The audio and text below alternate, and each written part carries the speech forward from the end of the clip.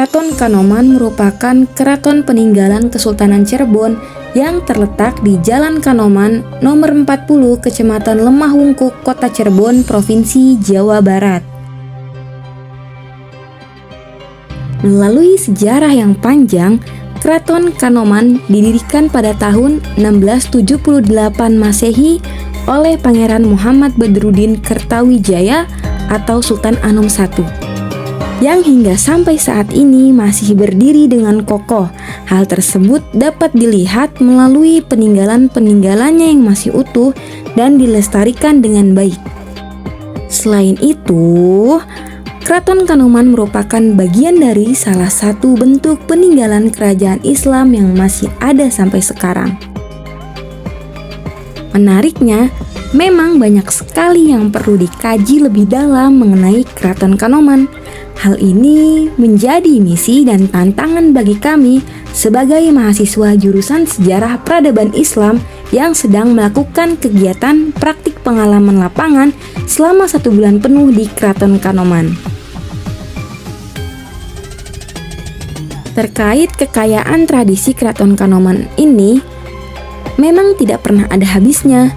Maka, dari banyaknya tradisi yang ada, kami berkesempatan untuk menelisik 8 tradisi seputar pembacaan Babat Cirebon, selamatan bubur syuro, panjang jimat, rajaban, nisu sakban, munggahan, grebek syawal, dan grebek ageng.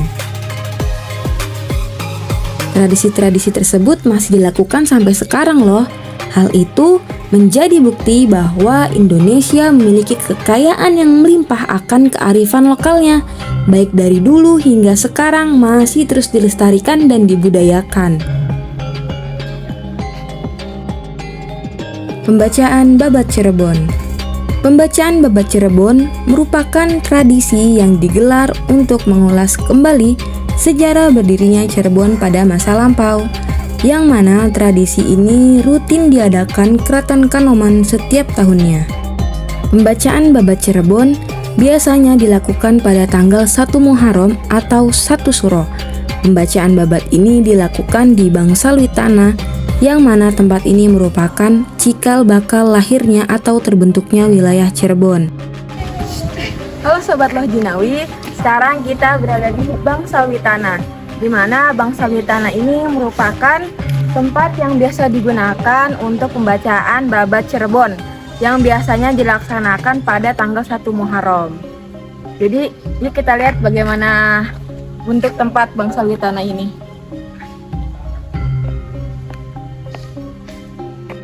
Pembacaan Babat dilakukan atau dibacakan oleh Pangeran Komisi, yaitu orang yang diberikan kewenangan atau tanggung jawab dan ditunjuk secara langsung oleh pihak keraton.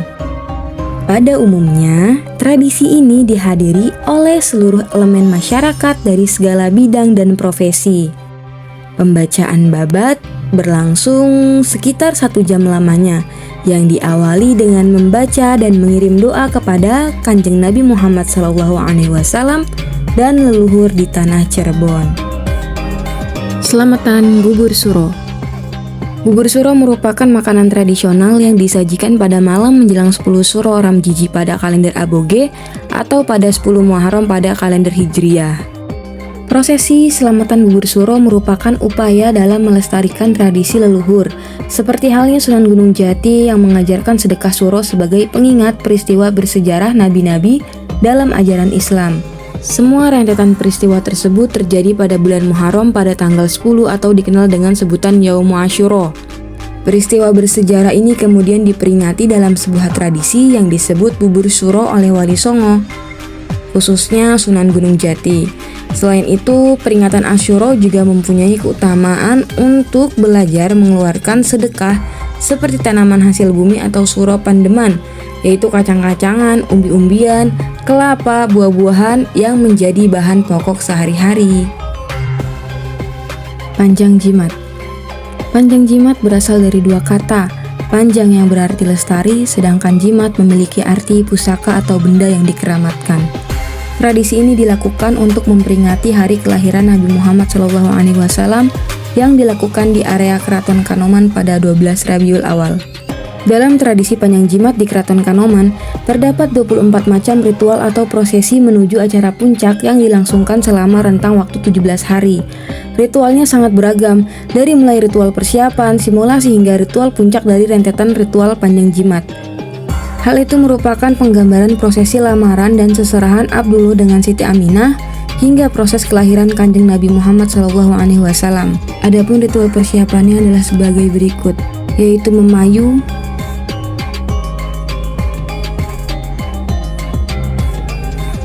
tawurji dan ngapem,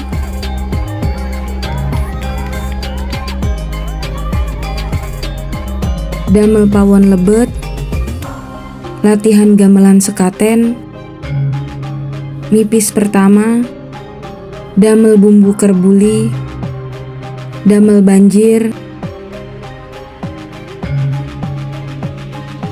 ngose, mungkus sholawat alit, medal gamelan sekaten,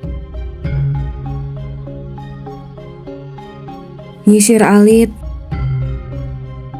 nyiram gong sekaten, saji buah, panjang mios atau lamaran dan pelal alit,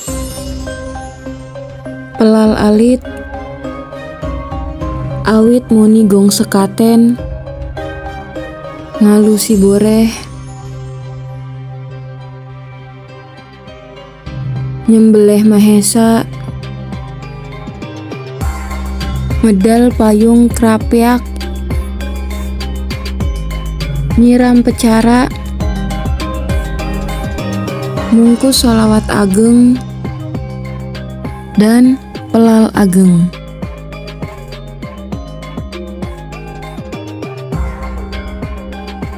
Rajaban. Tradisi Rajaban merupakan salah satu tradisi Islam yang secara turun-temurun dilakukan oleh Kesultanan Kanoman. Rajaban sendiri merupakan peringatan atas satu peristiwa penting dalam sejarah Islam, yaitu peristiwa Isra Mi'raj Nabi Muhammad SAW. Di malam itu pula Nabi kemudian menerima perintah sholat 5 waktu bagi umat Islam. Tradisi ini dilakukan pada malam 27 Rajab yang bertempat di Langgar Alit.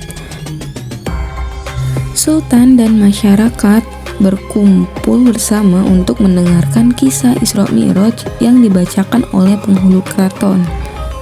Di samping itu, disajikan juga makanan khusus, yaitu nasi bogana. Nisfu Sya'ban. Keraton Kanoman sebagai salah satu keraton yang masih melestarikan budaya dengan konsisten, seperti kegiatan tradisi bulan Sya'banan atau roahan yang sering dilaksanakan pada 15 Ban Malu pada kalender Aboge atau 15 Sya'ban pada kalender Hijriah. Tradisi Nisfu Sya'ban dilaksanakan secara khidmat dengan diisi berbagai prosesi arak-arakan, baik pembawa lampu minyak dan bantal, beserta pembacaan doa yang bersumber dari kitab yang bertuliskan Arab Pegon berbahasa Jawa. Properti tersebut kemudian dibawa oleh para abdi dalam Keraton Pancapitu yang menggunakan pakaian adat yang berasal dari Gegesik, serta membawa karpet khusus dipakai untuk duduk sultan ataupun wakil sultan. Prosesi ini membutuhkan waktu sekitar 2 jam dan diikuti oleh masyarakat umum. Munggahan. Tradisi munggahan dimulai seusai pelaksanaan sholat Isya yang dipimpin oleh Sultan Kanoman, yaitu Sultan Raja Emiruddin. Pengajian dan tawasul digelar di Bangsal Jinem Keraton Kanoman. Seusai pembacaan ayat suci Al-Quran dan tawasul untuk arwah leluhur raja-raja dan sultan-sultan yang merupakan keturunan Sunan Gunung Jati, Sang Patih Pangeran Raja Muhammad Qodiran akan maju dan memberikan sambutan, yang mana Sang Patih mengajak masyarakat kota Cirebon untuk menyambut Ramadan dengan penuh sukacita. Grebeg Syawal. Grebeg Syawal adalah sebuah tradisi tahunan yang biasa dilakukan dengan memanjatkan doa sekaligus berziarah ke makam para leluhur pada setiap tanggal 8 Syawal. Tradisi ini digelar di Komplek Makam Sunan Gunung Jati. Tradisi ini dilangsungkan dengan maksud sebagai bentuk rasa syukur kepada Allah atas karunia-Nya karena dapat melaksanakan ibadah bulan puasa selama bulan Ramadan. dan juga puasa sunnah 6 hari di bulan Syawal. Grebek Syawal juga dimaknai sebagai ajang untuk introspeksi diri bahwa seluruh hidup akan menghadapi kematian.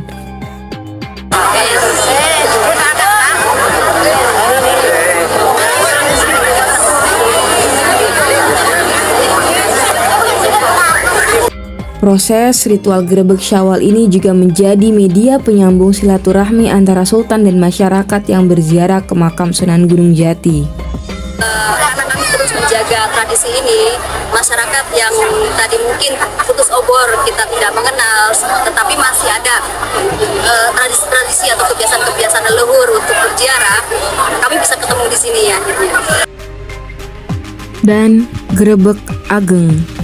Grebek Ageng merupakan tradisi keraton Kanoman yang sudah ada sejak zaman dahulu, dengan konsisten dilangsungkan setiap tanggal 10 Jahpatki pada kalender Aboge atau bertepatan dengan Hari Raya Idul Adha.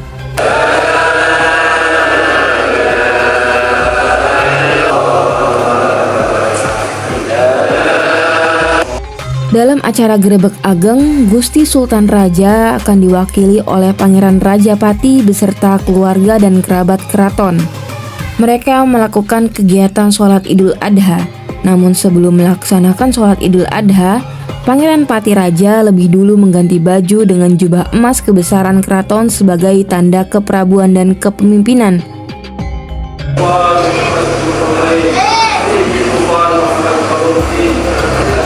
Jadi, Grebek Ageng merupakan proses ibadah ritual di Hari Raya Idul Adha yang juga menjadi media silaturahim antara umat Islam serta antara sultan dengan masyarakat yang sedang berziarah di makam Sunan Gunung Jati.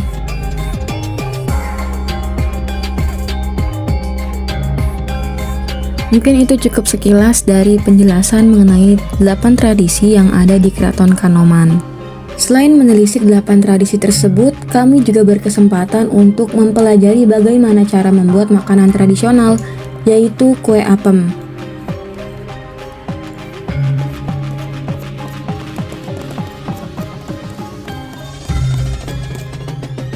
Hasil masakan kami nantinya akan disuguhkan pada pukul 10 bertepatan dengan penutupan kegiatan praktik pengalaman lapangan di Keraton Kanoman, tepatnya di sekretariat.